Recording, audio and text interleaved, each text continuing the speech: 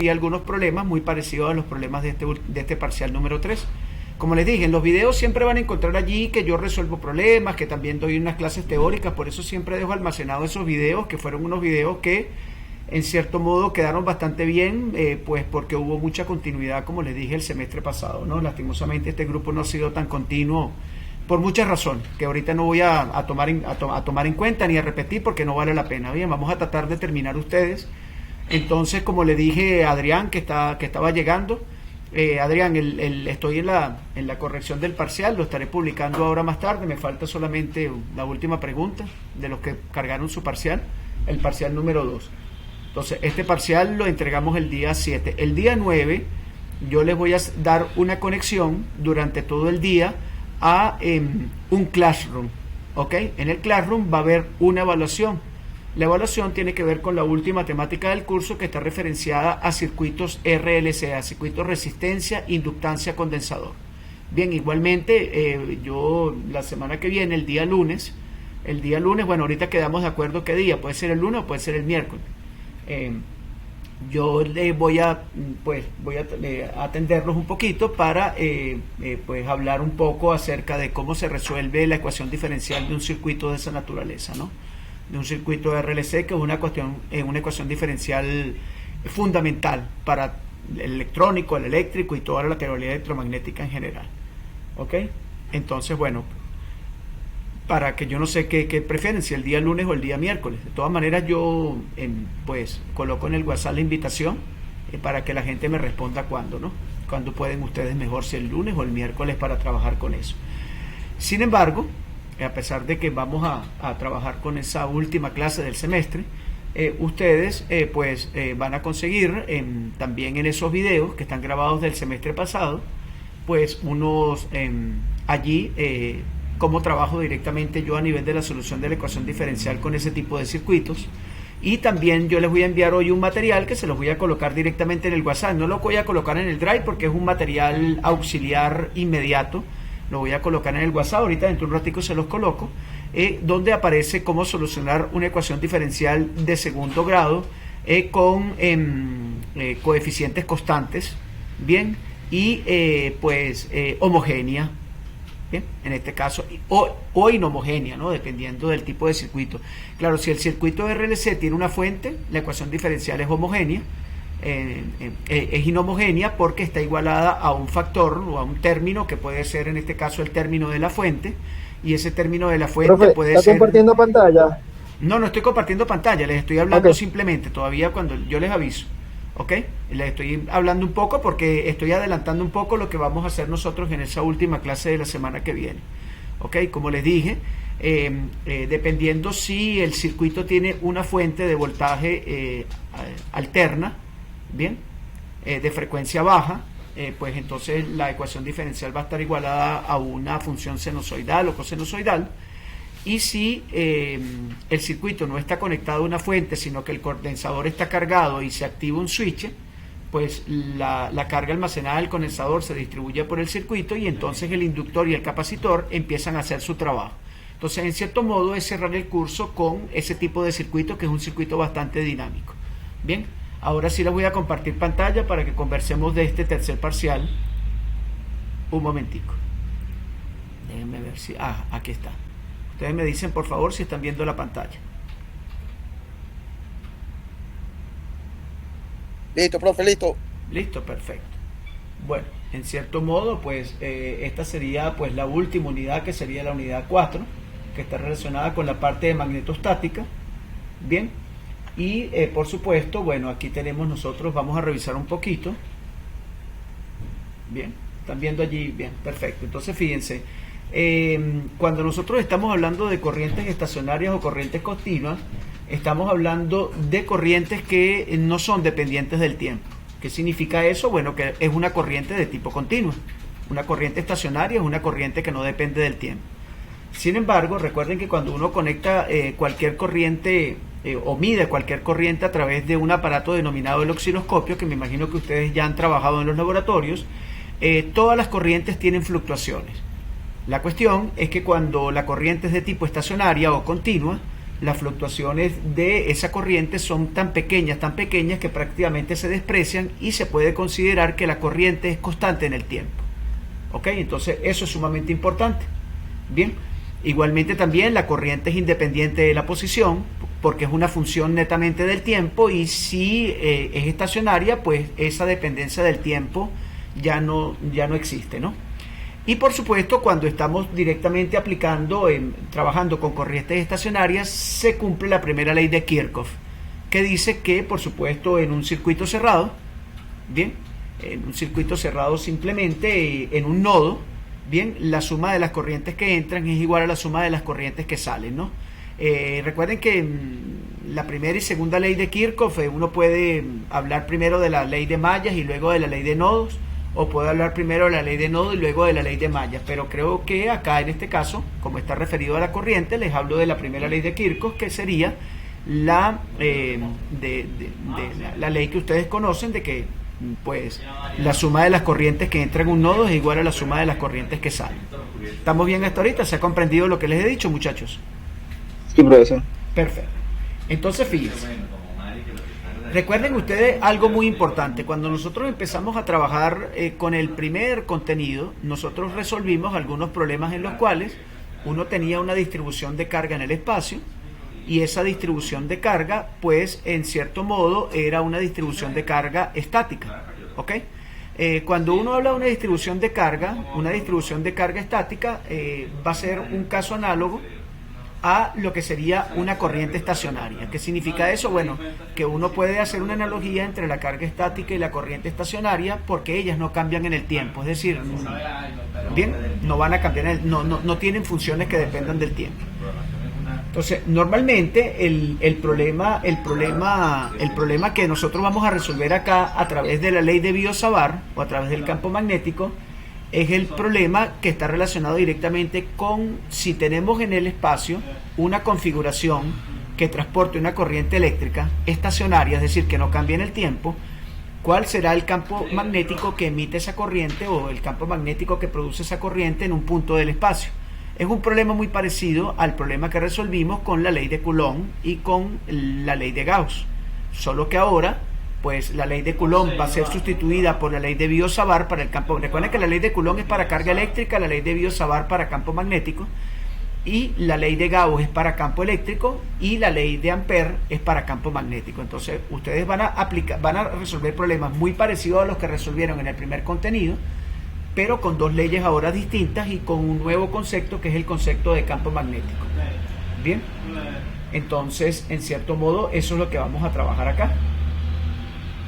Bien, entonces fíjense ustedes algo muy importante. La diapositiva que les estoy presentando a continuación muestra las tres ecuaciones fundamentales con las que nosotros vamos a trabajar. Bien, es importante que anoten allí en sus cuadernos. Bien, si tienen apuntes, tienen para anotar ahí cercano. ¿Tienen todo? Yo tengo. Perfecto, anoten. Entonces fíjense, el vector H... No, profesor, no. Bueno, no importa, queda grabado, igualmente lo vuelven a revisar, ¿ok? Yo lo grabo y les mando la grabación. Perfecto. La subo a YouTube y se las mando. ¿Estamos bien? Perfecto. Bien. El vector H, bien, se denomina el vector, campo magnético. Bien, el vector H. El vector A se denomina el vector potencial magnético. Bien, y el vector B, que tenemos acá abajo, ya les voy a explicar un poco este vector, se llama el vector intensidad de campo magnético. Entonces vuelvo a repasar eso. El vector H se denomina vector de campo magnético, el vector A se denomina vector potencial magnético, y el vector B se denomina vector intensidad de campo magnético. ¿Ok? La primera ecuación me permite, a través de esta operación vectorial, calcular el vector intensidad de campo magnético, el vector campo magnético. Y el vector intensidad de campo magnético, el vector potencial magnético, fíjense ustedes que se calcula con una integral muy parecida a la integral que utilizábamos con la ley de Coulomb, o con la ley o con la ecuación de campo.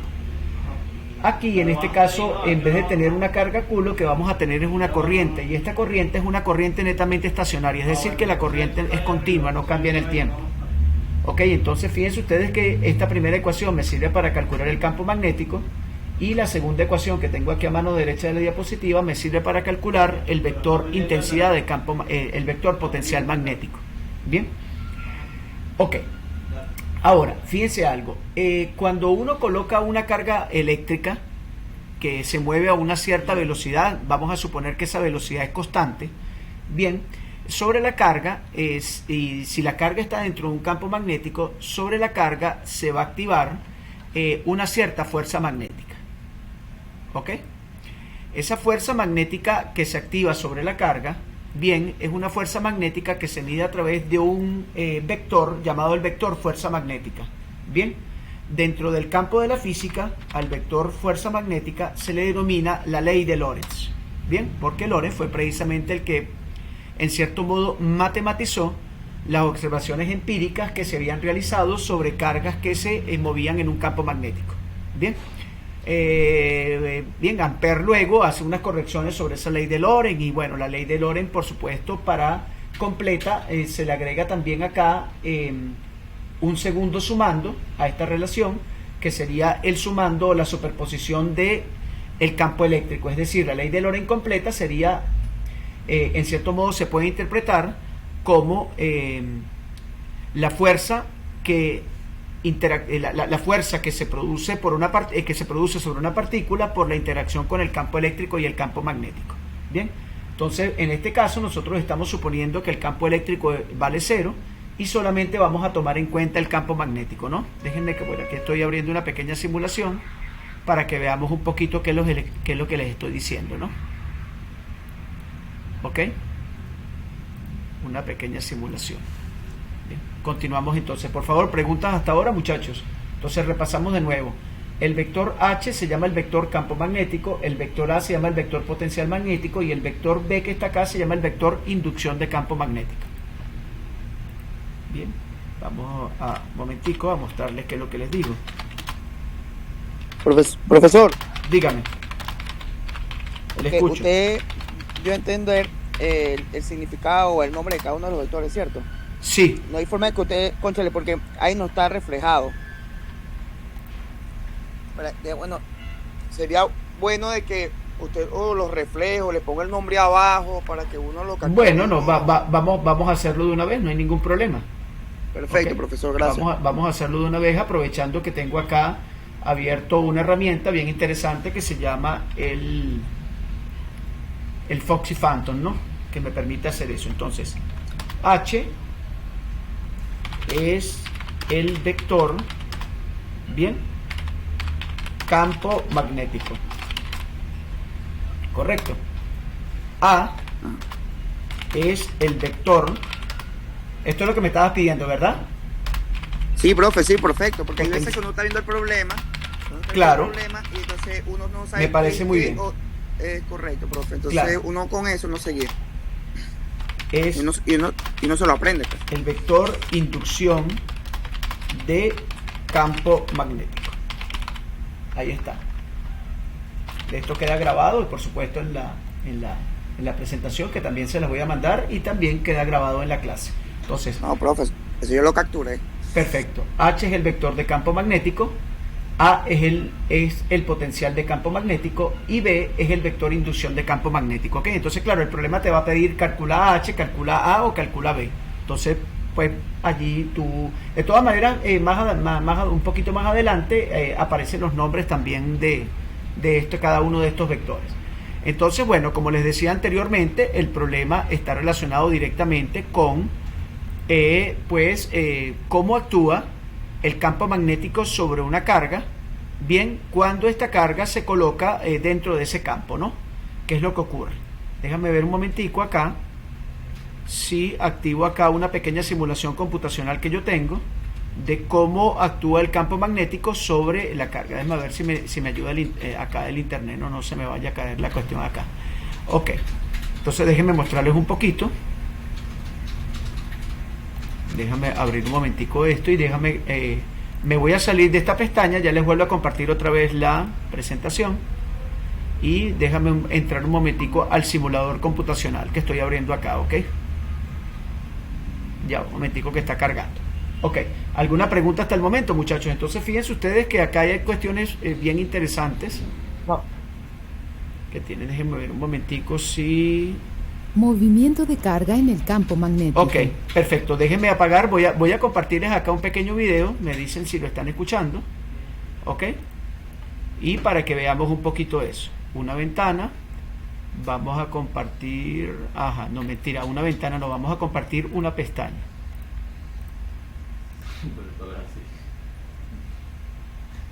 Mira, Andreina. Perfecto. Compartir. Me dicen por favor, muchachos, si están viendo. ¿Están Sí, viendo, profesor. verdad? Perfecto. Sí, profesor, se ve. Perfecto. Entonces me dicen si lo escuchan. Vamos a escuchar un poquitico porque el video dura poquito tiempo, ¿no? Cuando llegue Andreina, no va a haber fresas, porque tú haces la comida. Ok. Pongo a rodar el video. Me dicen si lo están escuchando. Objetivo: entender el movimiento de una partícula cargada en un campo magnético. ¿Se escuchaba bien, muchachos? Perfecto. Perfecto. Sí, profesor. Ok, entonces mucha atención al video que les estoy presentando, que es un video bastante lucrativo. Después les mando la dirección de dónde bajar este video, que es una simulación computacional. Listo. La región de la atmósfera, que existe por encima de 80 kilómetros de la superficie de la Tierra, se llama ionosfera. Ella consiste en partículas cargadas y juega un papel crucial en la comunicación de radio a largo alcance. Los rayos ultravioletas del Sol ionizan las moléculas de aire en esta región y producen iones y electrones. Ahora, estudiemos por qué estos iones no escapan al espacio exterior y cómo ellos forman la ionosfera. Sabemos que la ecuación de la fuerza magnética es el vector Fb es igual a Q por el vector V multiplicado por el vector B, que actúa sobre la carga Q moviéndose con una velocidad vector V en un campo magnético vector B. Su magnitud puede escribirse como Fb igual a Q V B sin tita, utilizando el producto vectorial. Aquí, tita es el ángulo entre la velocidad vector V y el campo magnético vector B. Esta ecuación nos dice que si una carga se mueve en un campo magnético con su velocidad vector V paralela a vector B, vale decir tita es igual a 0 grados, la fuerza magnética actuando sobre la carga es 0. Lo mismo es cierto si vector V y vector B son antiparalelos, o sea, tita es igual a 180 grados. En ambos casos, el movimiento de carga no es influenciado por el campo magnético. Considera una carga positiva Q moviéndose libremente que entra en el campo magnético, de manera que vector V es perpendicular a vector B. Para este caso, θ es igual a 90 grados. Por lo tanto, la magnitud de la fuerza magnética es máxima y es el vector Fb es igual a Q por el vector V multiplicado por el vector B. Para encontrar la dirección de Fb sobre la carga positiva, usamos la regla de la mano derecha. Orienta tu primer dedo a lo largo de la velocidad vector V y el segundo dedo a lo largo del campo magnético vector B. La dirección del pulgar da la dirección de la fuerza magnética Fb. Esta fuerza cambia la trayectoria de la carga en el campo magnético. En el punto L, la fuerza Fb es perpendicular a V. Esta fuerza dobla la trayectoria de la carga y ella alcanza a M. En este punto, la fuerza atrae la carga hacia adentro, doblando su trayectoria aún más, y la carga alcanza el punto M. Sobre la carga actúa una fuerza magnética centrípeta constante en cada punto de su trayectoria. Como esta fuerza es siempre perpendicular a su velocidad y por ende el desplazamiento, el trabajo realizado por la fuerza magnética sobre la carga es cero. La energía de la carga permanece constante y por consiguiente su velocidad es también constante. Por eso, la fuerza magnética apenas cambia la dirección de la velocidad de la carga y no su magnitud. Como resultado, la carga realiza un movimiento circular dentro del campo. Dado que la carga está ahora retenida, decimos que el campo magnético puede atrapar las partículas cargadas. El hecho de arriba también es cierto para la carga negativa, pero la dirección de la fuerza magnética actuando sobre ella es opuesta a la dada por el pulgar en la regla de la mano derecha. Para un movimiento circular, la fuerza centrípeta es F es igual a mv al cuadrado sobre R. Aquí, la fuerza centrípeta es dada por la fuerza magnética Fb. Por lo tanto, UVB es igual a mv al cuadrado sobre R. Por consiguiente, el radio R de su órbita circular es R es igual a mv sobre qb. La demostración experimental puede verse utilizando un dispositivo llamado tubo de haz fino de radiación. Este es una cámara esférica verticalmente orientada que contiene gas inerte a baja presión. Allí dentro está montado horizontalmente un cañón de electrones. Dos bobinas llamadas bobinas Helmholtz, acomodadas como se muestra, producen un campo magnético uniforme perpendicular al cañón de electrones cuando una corriente pasa a través de ellas. Cuando el cañón... Este es un dispositivo que se utiliza en los laboratorios de física, muchachos, ¿ok? Es simplemente una esfera, la esfera está vacía adentro, tiene un cañón de electrones y claro, las bobinas que están alrededor, que son las bobinas de Helmholtz, que están conectadas, fíjense ustedes, a una fuente de voltaje alterno, bien, o continuo, dependiendo del tipo de campo que uno quiera generar, generan un campo magnético y claro, cuando la carga es disparada, el campo magnético, fíjense lo que hace, ¿no? ¿Me escucharon, verdad? Sí, profesor. Perfecto, continuamos con el video entonces. Bien, es un dispositivo muy utilizado en los laboratorios. En la UNEFA debe haber dispositivos de eso en el laboratorio de electricidad y de electrónica. El cañón de electrones se enciende, uno puede ver un anillo brillante dentro de la bombilla. A nivel microscópico, uno puede ver que esto se debe a la presencia del campo magnético B. La fuerza magnética Fb fuerza a los electrones a un movimiento circular como explicado anteriormente. Durante este pasaje, los electrones interactúan con electrones atómicos de gas y los estimulan. Luego se desestimulan y emiten radiación. Un gran número de tales interacciones a lo largo de la trayectoria circular emiten radiación individual que puede ser vista colectivamente como luz en forma de anillo a nivel microscópico. Aumentando el potencial de aceleración, aumenta la velocidad de los electrones. Como resultado, el radio del anillo aumenta. Aumentando la corriente en las bobinas, resulta en un aumento en el campo magnético. Consecuentemente, el radio de la trayectoria circular decrece. Estas observaciones van en concordancia con la fórmula derivada. Consideremos el caso de un tubo de haces finos de radiación cátodo, CRT.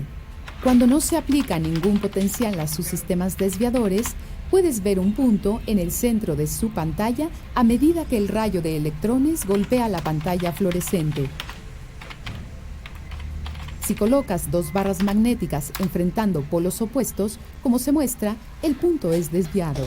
Esto es porque cada electrón es influenciado por la fuerza magnética debido al campo magnético y es desviado de su trayectoria recta. En un CRT, las barras magnéticas producen un campo magnético débil y los electrones tienen una velocidad muy alta. Por lo tanto, el radio de curvatura de los electrones es muy grande comparado con la sección transversal de los imanes. Consecuentemente, la trayectoria recorrida por los electrones en el campo es un arco circular de radio R. Los electrones no quedan atrapados y pueden escapar del campo. Ellos se mueven a lo largo de una línea recta para golpear la pantalla y formar un punto. Ahora, dispara una carga con su vector de velocidad, produciendo un ángulo θ con el campo magnético. El vector v puede descomponerse en dos componentes del vector perpendicular. Uno es paralelo al vector b. El vector v es igual a v coseno θ y cap.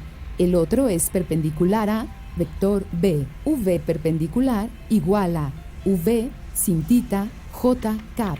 Ya que el ángulo entre vector v y b es cero, el componente de la velocidad paralela no es influenciado por la fuerza magnética y contribuye a su movimiento lineal a lo largo de vector b.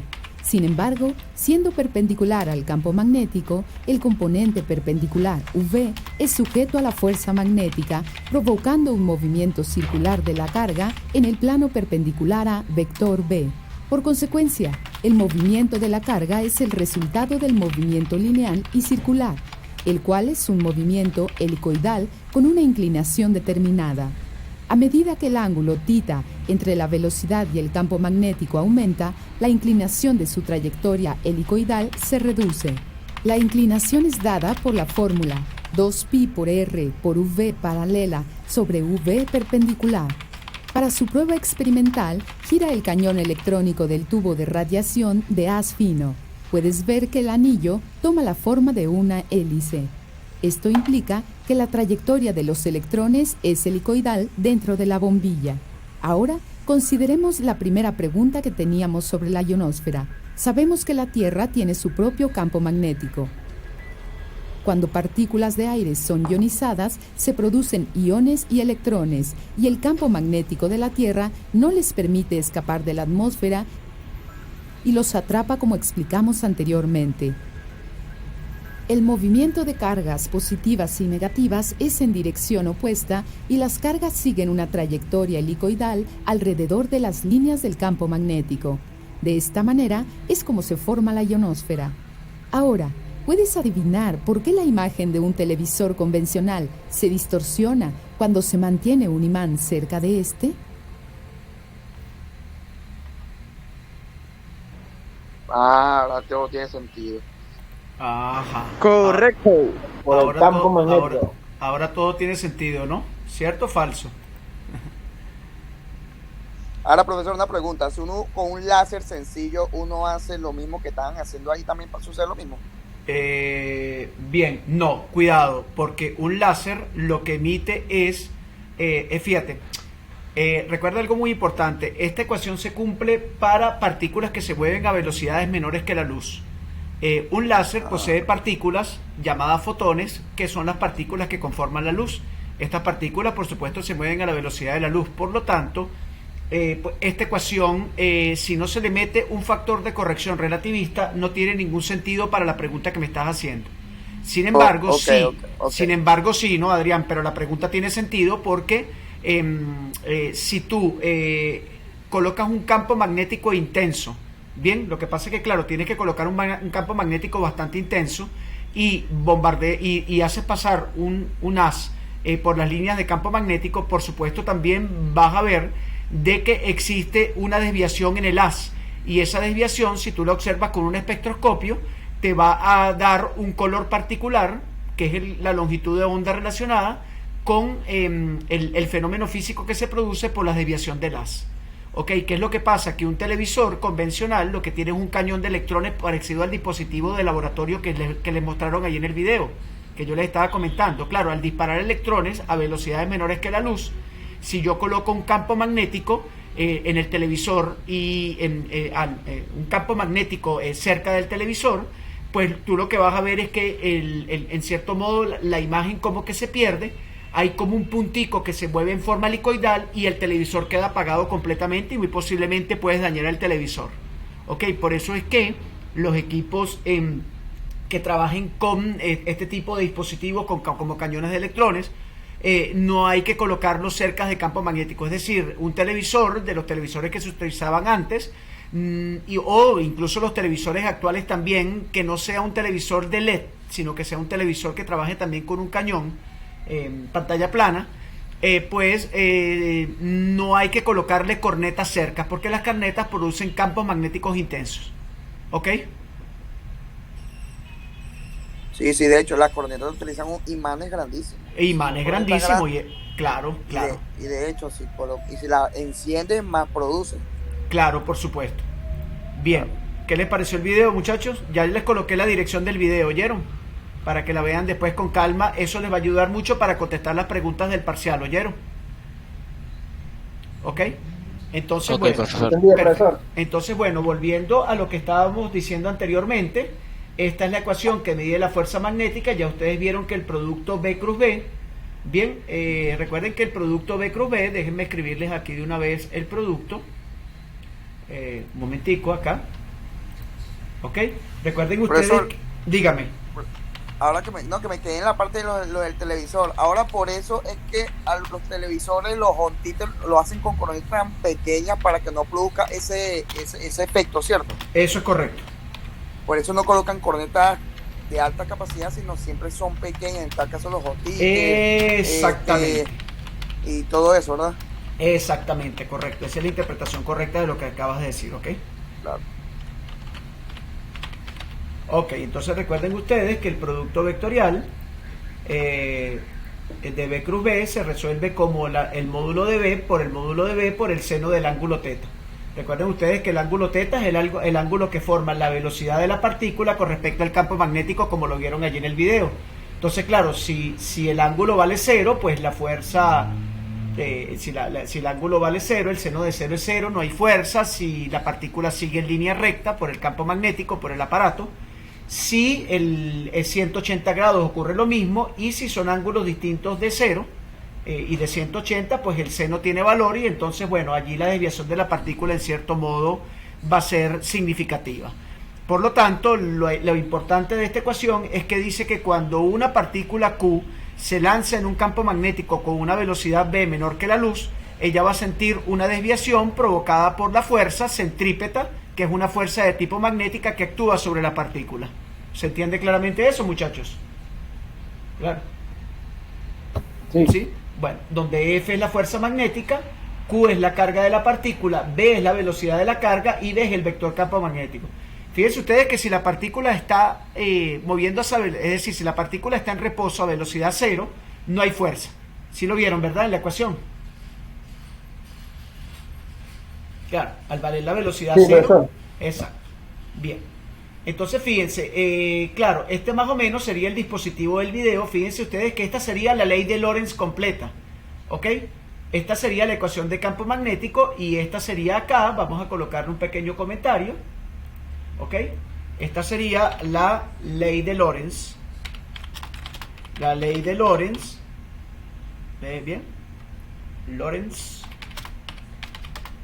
Que describe el comportamiento de una partícula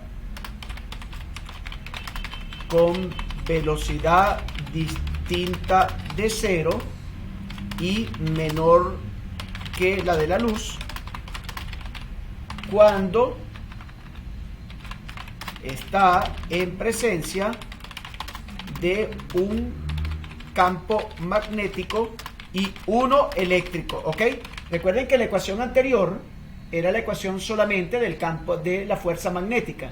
En cambio, esta ecuación que está acá es la ecuación completa, ¿ok? De la ley de Lorentz, que incluye el campo magnético y el campo eléctrico. Los problemas que van a resolver ustedes no tienen que ver con la ley de Lorentz, sino que tienen que ver solamente con lo que sería la fuerza magnética. ¿Por qué? Porque no estamos incluyendo campos eléctricos. ¿Estamos claros con eso, muchachos?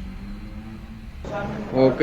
Claro. Fíjense que si yo quito el término magnético, el término de campo magnético, que me queda Q por E, y caigo en la ley de Coulomb que la vimos en el capítulo, en el contenido 1 y contenido 2. O sea que esta es una ley completa que incluye a la interacción de una partícula con un campo magnético y un campo eléctrico. Si el campo magnético vale 0, caemos en la ley de Coulomb, y si el campo eléctrico vale 0, caemos en la ley de campo magnético. ¿Estamos claros con eso, muchachos? Listo, profe, listo. Perfecto, entonces fíjense que aquí está el dispositivo. Si yo disparo la carga, y fíjense ustedes que el video es bien chévere porque el video les permite aplicar la regla de la mano derecha, que en algún momento seguramente la escucharon nombrar, pero el video les va a permitir a ustedes que repasen en aplicar la regla de la mano derecha, porque dentro de los problemas que tienen que resolver hay que aplicar la regla de la mano derecha para llevar a cabo la solución del problema, porque la regla de la mano derecha es la que me dice en qué dirección se desvía la partícula, dependiendo de la fuerza, y la dirección es muy importante porque la dirección es la que me va a decir cómo interactúa el campo con la partícula. Bien, perfecto, vamos a continuar. Entonces fíjense, vamos a ver un poquito esta diapositiva que está acá. Dice campo magnetostático. ¿Qué es un campo magnetostático? Las experiencias realizadas por Hörster señalaron la existencia de una acción magnética de una corriente sobre una aguja imanada. Recuerden que Hörster era un profesor de liceo que estaba dando unas sesiones de clase y, bueno, montó un pequeño experimento con un circuito. Y recuerden ustedes que en esa época la gente cargaba relojes de bolsillo. claro, él se sacó el reloj de bolsillo y lo colocó cerca del circuito y se dio cuenta de que la aguja, claro, esos relojes de bolsillo no solamente dan la hora, sino que también tienen como una especie de brújula instalada interna. Bien, esos son unos relojes que se utilizaban en esa época. Estamos hablando de mediados del siglo XIX, 1800 y tanto, 1840, 50. Entonces, ¿qué ocurre? Que cuando él colocaba el reloj se da cuenta que la brújula se volvía como loca y entonces empezó a hacerse preguntas acerca de por qué la brújula se volvía como loca. Y recuerden ustedes que precisamente la brújula le ocurría eso porque la corriente eléctrica circulando por el circuito producía un campo magnético que hacía que la brújula se volviera como loca, porque entonces la brújula no sabía cuál era el norte, si apuntar al norte del campo magnético terrestre o apuntar al norte del campo magnético que se estaba produciendo por la corriente eléctrica. Y eso fueron las primeras ideas que se empezaron a describir sobre el campo electromagnético, porque fíjense que la corriente producía campo. Y entonces, bueno, comenzó todo un trabajo donde los primeros experimentos que se realizaron los realizaron Biot y Savart, y Biot y Savart, a través de un conjunto de experimentos, generaron una ley empírica, ¿no? Esa ley empírica la voy a mostrar a continuación. Fíjense que si uno tiene acá, supóngase que esto sea un circuito cerrado, y ese circuito cerrado se señale con la letra C, y este sea otro circuito cerrado que se señale con la letra C'. Bien, si cada circuito si el circuito C lleva una corriente I continua, que no depende del tiempo, y el otro circuito C' lleva una corriente I', que no es dependiente del tiempo, ambos circuitos interactúan como si fueran dos cargas eléctricas. Y existe una ley de fuerza para medir la interacción entre ambos circuitos. Es decir, que si ustedes tienen un circuito cercano a otro, a una cierta distancia, recuerden que si los circuitos están a una distancia muy grande, como la fuerza siempre depende del inverso del cuadrado de la distancia, pues a una distancia muy grande es lo que ocurre con dos cargas que yo coloqué muy alejadas, la fuerza se hace cero. Pero si yo acerco los circuitos es como si estuviera acercando las cargas, entonces mido una fuerza. ¿Estamos claros? Entonces, ¿qué ocurre? Si ustedes tienen dos circuitos cerca, esos circuitos van a sentir una cierta interacción que se puede medir a través de una fuerza, y esa fuerza se llama la fuerza de Biot-Savart. Bien, entonces, ¿se comprende esta gráfica, muchachos? Estos serían dos circuitos. Supongo ustedes dos circuitos pequeños que tengan una pilita conectada a un cable, ¿ok? Y otra pilita conectada a un cable. Una pilita de 9 voltios y una pilita otra de 12 voltios, supónganse ustedes, ¿ok? Y entonces ambos circuitos sienten una fuerza. Incluso hay un experimento en el cual si uno hace circular corriente por dos alambres y los alambres están muy cercanos, los alambres pueden llegar a chocar. Ustedes se han dado cuenta que en los cables de alta tensión existe como un disco que separa, un disco de plástico que separa a un alambre del otro. ¿Lo han visto? No me he fijado, profesor. Bueno, tienen que fijarse en eso. Fíjense en eso, en los sistemas de alta tensión, en los cables de alta tensión. Claro, no vean los que están por aquí por Caracas, porque eso es un desastre, ¿no? El sistema de electricidad de Caracas. Creo que sí, profesor, que son tres. Son como tres. Las torres. Exactamente, en las torres. En las torres, pero sí lo he visto. Claro, en las torres, pero los cables. Déjenme ver si consigo una imagen. Déjenme ver si consigo. Son como tres, profesor. Exactamente. Pero déjenme ver si consigo una una imagen. Déjenme ver si consigo una imagen. Bien.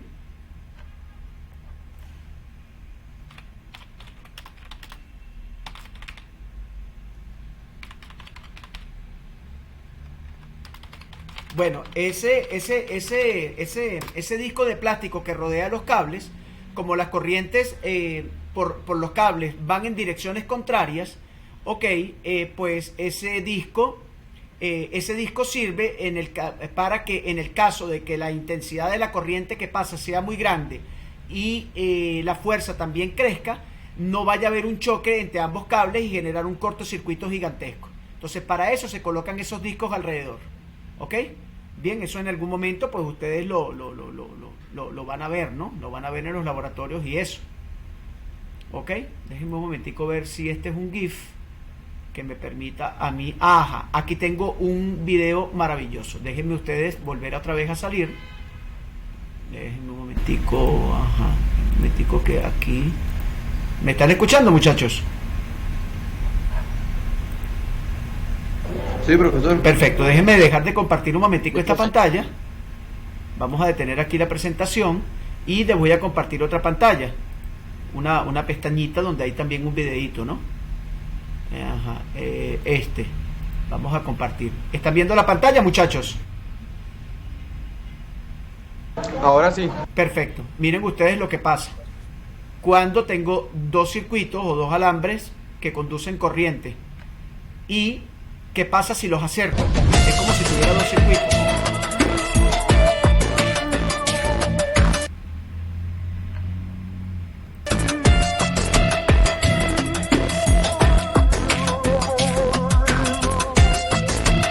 Déjenme ponerlo desde el principio para que lo vean bien. Mucha atención para que comentemos luego.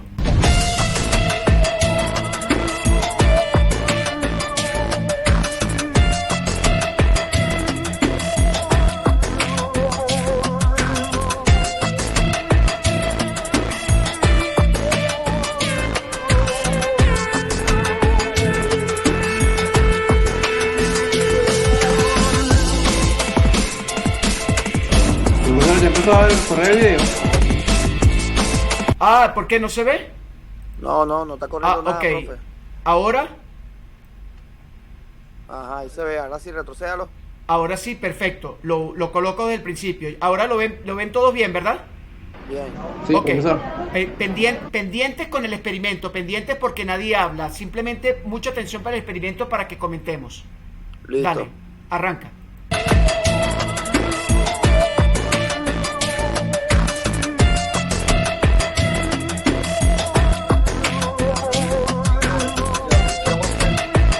Fíjense ustedes que esto que está aquí es un imán, ¿no? Y esto, Ok. y esto es un circuito eléctrico. Fíjense que el alambre está doblado aquí en forma de U, en forma de una U cuadrada, y por aquí están los conectores directamente que van a la fuente que hace circular la corriente, ¿no? Perfecto. Y esto es un imán. Esto es un imán de herradura. Voy. Sigo con el video. Mucha atención.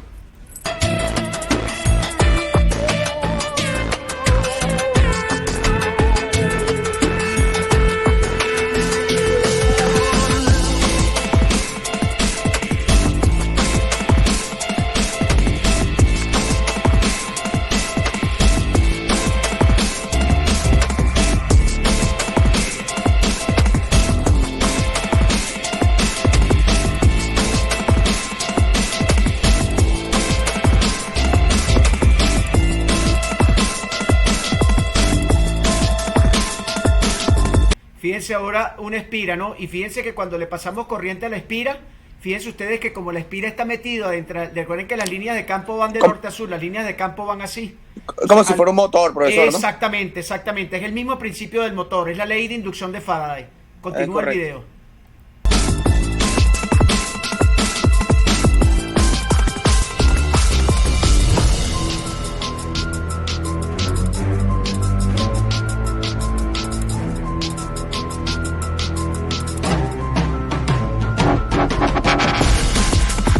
Ahora miren, dos circuitos, que es lo que estábamos hablando en la figura que les estaba mostrando en la diapositiva. Miren cómo se acercan cuando las corrientes van en dirección contraria y miren cómo se alejan cuando las corrientes van en la misma dirección.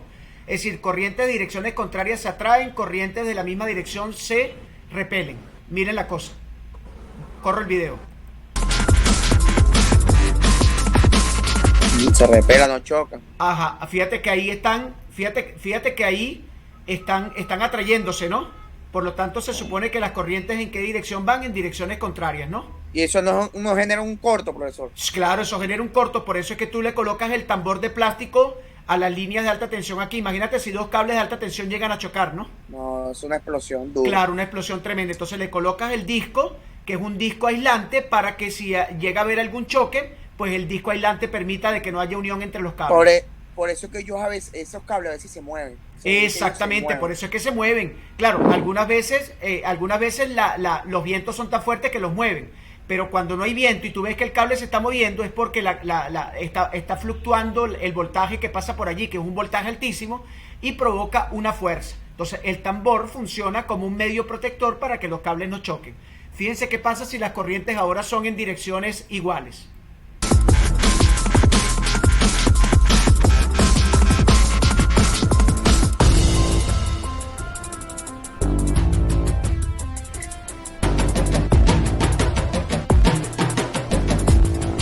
No se pega. Ajá. Exactamente. Es algo mínimo, ¿no? Pero no se pega.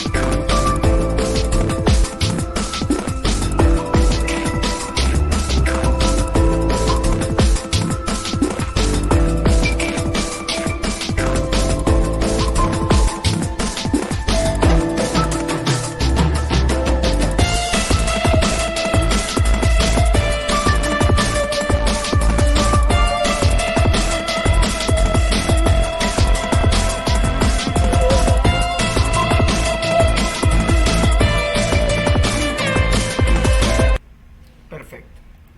Bien. Bueno, vamos a salir de acá. Y- A pesar de que no chocan, profesor, igualito puede haber que hay un contacto. Si hay un contacto Sí, así, claro, por igual. supuesto, ¿no? E incluso pueden saltar chispazos sumamente peligrosos, ¿no? De igual forma se le pone el protector, ¿verdad? Igualmente se le pone el protector, siempre se le va a poner el protector, ¿ok? Siempre se le va a poner el protector.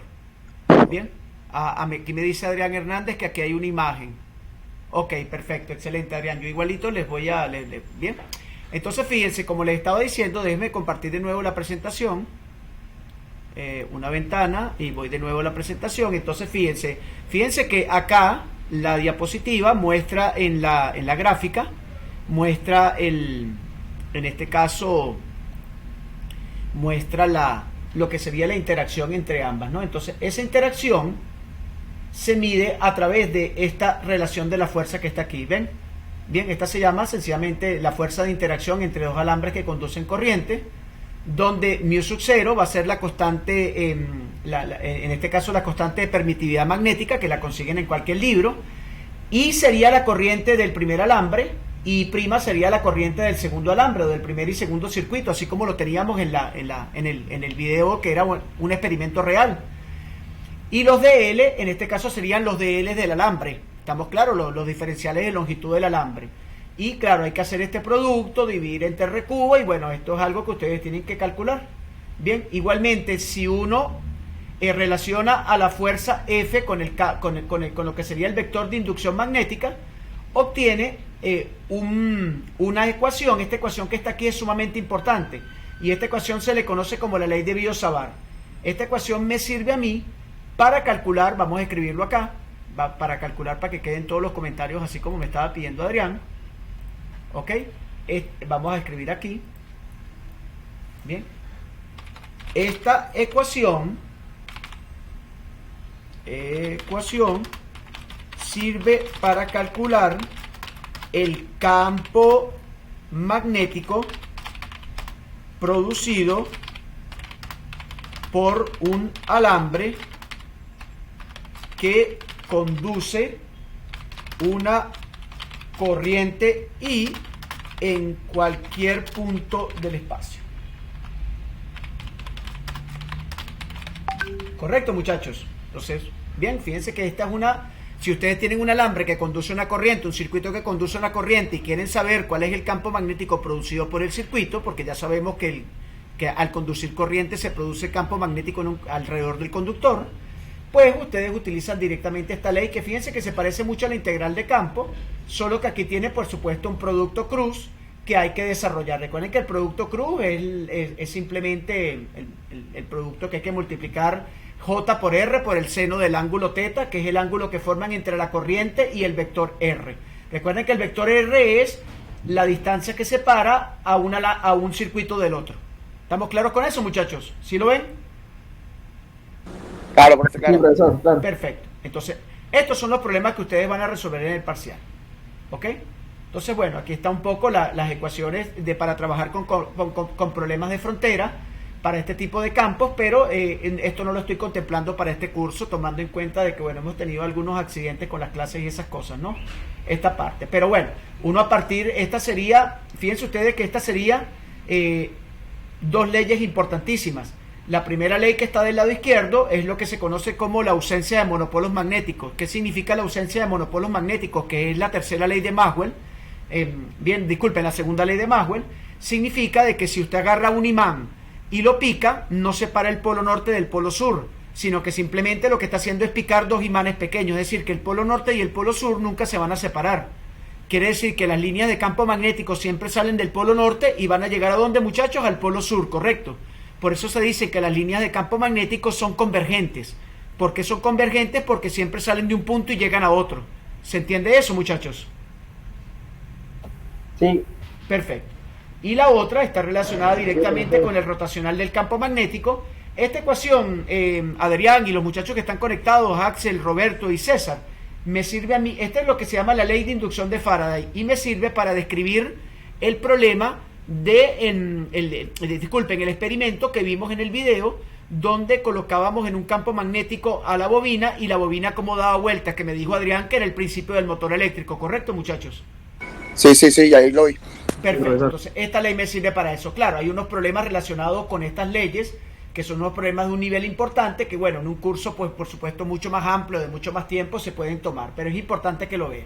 Entonces, esta ley sería la ley de ausencia de monopolos magnéticos, que sería la segunda ecuación de Maxwell, y esta sería la tercera ecuación de Maxwell, que sería la ley de inducción de Faraday, en este caso, donde J sería la corriente y B sería, en este caso, el vector de inducción magnética.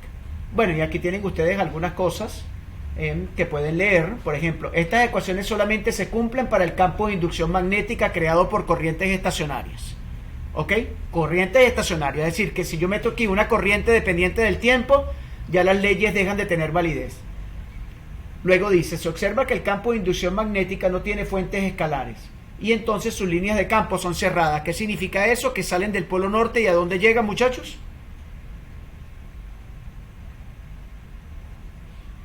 ¿Me escuchan? Al sur. Al sur, perfecto. Y luego se observa que el campo de inducción magnética tiene fuentes vectoriales, la densidad de corriente eléctrica, y por supuesto a este tipo de campo es un campo no conservativo. Es muy importante que tomen en cuenta todas las cuestiones que están acá en estas diapositivas, bien, porque son las cuestiones que van a estar relacionadas directamente con las preguntas que tiene el parcial, además de, por supuesto, el video que les deja ahí la dirección, donde aparece cómo se desvía una carga magnética cuando se lanza, cómo se desvía una carga eléctrica cuando se lanza en un campo magnético, ¿no? Correcto, y aquí tienen, bueno, algunas referencias. Entonces, bueno, caballeros, déjenme detener la presentación. Bueno, entonces ya el parcial está colocado allí. Recuerden que la entrega es el próximo miércoles sin falta hasta las 12 de la noche. Bien, ya está también dentro del mismo parcial, van a encontrar la dirección de la carpeta donde tienen que cargar el parcial. Estoy en la corrección del segundo parcial, como les dije, entre hoy y mañana les estoy enviando las calificaciones para que vayan sacando ustedes sus cuentas.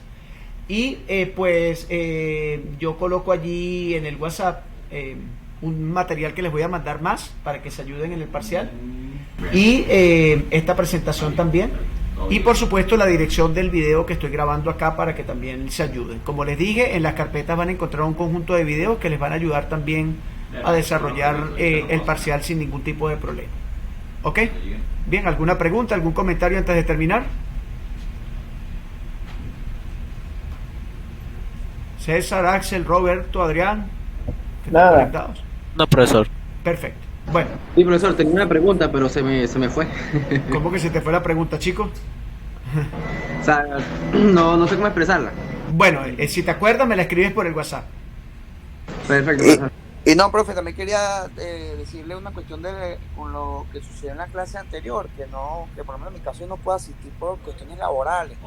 Bueno. Creo que nosotros aquí los compañeros, justamente los que estamos aquí, este grupito que está aquí, lo que es Axel, Roberto, César, somos personas que trabajamos y bueno, hicimos un esfuerzo para vernos a la clase. A lo mejor anteriormente no pudimos entrar, pero siempre estamos muy pendientes de entrar a la clase. Bueno, yo lo sé, eso está ocurriendo, eso ocurre con muchos grupos en las universidades donde yo trabajo, donde doy clase, y bueno, y eso ocurre, y bueno, esas son cosas que se pueden arreglar. Lo importante es no perderse, ¿no?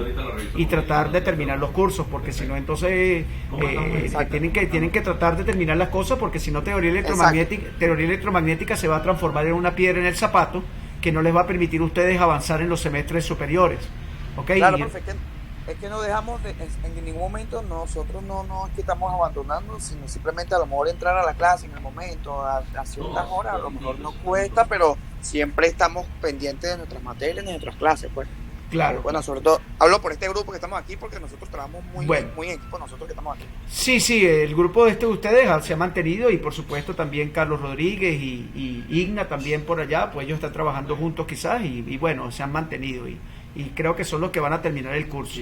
Esperemos que bueno, el parcial que falta, los dos parciales que faltan, recuerde que uno es el 7 y luego hacemos el día 9, el parcial de cierre, que es el parcial que tiene que ver con circuitos RLC, del cual voy a dar una clase la semana que viene, que como les dije voy a hacer una encuesta por el WhatsApp para ver qué día hacemos la clase, si el lunes o el miércoles, o el martes o el jueves, bueno, cualquier día de la semana yo puedo, ok, pero es importante que me lo digan. Profesor, una pregunta. Dígame. ¿Ese examen del 9 va a ser del 9 para ese mismo día? Sí, ese mismo día, yo lo abro a las 8 de la mañana y lo cierro a las 8 de la noche.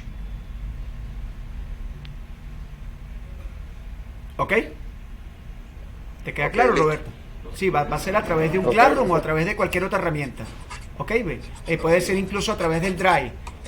Porque, por supuesto, pues ustedes lo que van a hacer es ahí responder las preguntas. No va a ser a través de un Classroom, va a ser directamente a través de Google Drive. Porque como todos tienen correo Gmail, pues yo les hago allí pues un cuestionario. El cuestionario, para contestarlo, tienen que sacar las cuentas, obligatoriamente. ¿Estamos claros con eso? Sí. Exacto, es un parcial que se abre a las 8 de la mañana y se cierra a las 8 de la noche. Y listo, y listo. Y con eso cerramos el curso. Y va a ser única y exclusivamente de circuitos de RLC, que como dije voy a dar una clase la semana que viene. ¿Ok? Ok, o sea, del parcial usted no da la clase de la próxima semana. Sí, claro, para el último parcial ya. La clase de hoy fue para el parcial 3, que es el que tienen que resolver y entregarme el próximo miércoles. Y la clase que voy a dar la semana que viene como cierre del semestre es para el parcial del día 9. ¿Ok? Listo, profesor, una pregunta. ¿A usted más o menos le informaron que cuando terminaba el semestre? Y bueno, el día sábado, es decir, el semestre oficialmente termina el día sábado 10. Bien, Ok. terminan las clases. Y las notas se van a cargar desde el día 3 de julio hasta el día 14. Ok. O sea que nosotros el día 9, claro, para el día 9 el tercer parcial ya está corregido. Ya sabemos la calificación de los 3 cortes de nota y el cuarto parcial se corrige por sí mismo porque es un cuestionario que me arroja a mí pues el resultado de cada prueba. ¿Ok? O sea que eso es de inmediato. Al ustedes hacerlo y contestar, eso ya me envía la calificación y cerramos. Y bueno, y yo les estaría dando las calificaciones el día lunes, pues estamos hablando que el día 9, del día 9 es viernes. Y bueno, yo sacaría las calificaciones el fin de semana y el día 10 estaría dándoles las calificaciones definitivas a través de una invitación que les haga por este canal para discutir las calificaciones, pues. ¿Ok? O sea, ustedes tienen chance de entregar las notas del 7 al 17. No, oye, no, Adrián, yo no dije esa fe, del 3 al 14. Del 3 al 14. Claro, Ok. del 3 al 14, por eso es que estoy tomando las fechas para el 7 y para el 9, ¿ok? 3 al 14 de julio. Ok. Exacto. Sí, Claro. lo que pasa es que le estoy preguntando porque tenemos otra materia que nos mandaron una asignación justamente el 2 de julio. Claro. Entonces yo me pregunto, cónchale, está encima del Claro, porque del seguramente, tiempo. seguramente ese profesor quiere cargar notas el 3. ¿Ok? Claro, exacto. Claro, Sí, exacto. profesor, hay varios profesores que nos están bombardeando con examen, evaluación. O sea, yo, por ejemplo, Bueno. y le voy a ser sincero, y eso lo hablaba con la profesora Breida, para mí, el único que lleva orden de las clases es usted y el profesor de redes. Es Los correcto. demás trabajan así a bombardeo. es Y eso correcto. no me agrada, pues, porque uno también tiene un orden y uno es adulto y tiene su ocupación. Claro. Pero el único que está trabajando ordenado es usted y el profesor de redes eléctricas. Sí, bueno, Guerrero siempre, yo lo conozco de hace mucho tiempo y él tiene una mística interesante también para eso. Bueno, la clase que les ha dado Guerrero le va a servir para resolver este último parcial, que ahí vamos a aplicar conceptos de redes eléctricas, pero claro, en circuitos RLC, que son los circuitos más fundamentales de toda la teoría electromagnética. Porque ahí están todos los dispositivos, inductor, capacitor y resistencia, los tres dispositivos fundamentales de cualquier circuito. ¿Ok? Profe, esa guía que usted nos mandó del libro ha servido para muchas cosas. Claro. Muy bueno. No, Muy bueno, y muy les va a bueno. servir, y les va a servir para este parcial también. Les va a servir también, ¿ok? Para que entonces se pongan a trabajar fuerte, porque bueno, hay que sentarse a trabajar ese parcial, tienen 8 días para entregarlo. ¿Ok? Bueno, muchachos, Sí. buen provecho, que estén bien, nos estamos viendo. Igual, Les mando profesor, buen provecho. les mando el resto de Igualmente, cosas, profesor, hasta luego. les mando el Bueno, resto de gracias. cosas por el WhatsApp durante el día. Chao. Listo, Ok. profesor.